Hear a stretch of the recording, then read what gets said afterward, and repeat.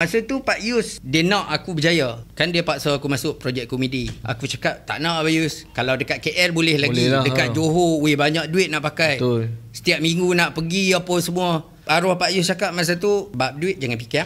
Aku nak hang naik dengan Pak Chu. So dia kata, hang contact Pak Chu, hang pergi audition. Aku nak hang pergi audition, dapat. Bab duit, tak payah fikir. Duduk di rumah aku. Aku cakap satu lagi aku tak mau masuk aku tahu, sebab bini aku tengah mengandung masa tu. Mengandung anak aku yang kecil sekarang ni. Aku cakap tak boleh lah. Dia kata pi lah, rezeki anak mana tahu. Pula aku pun macam betul juga.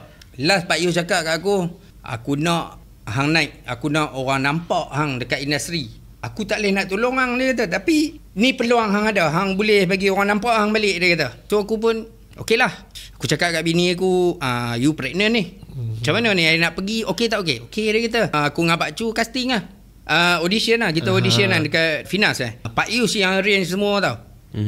Dia cakap, tak payah fikir apa, audition, dapat, tu pi, okey. Rezeki aku dengan Pak Chu dapat.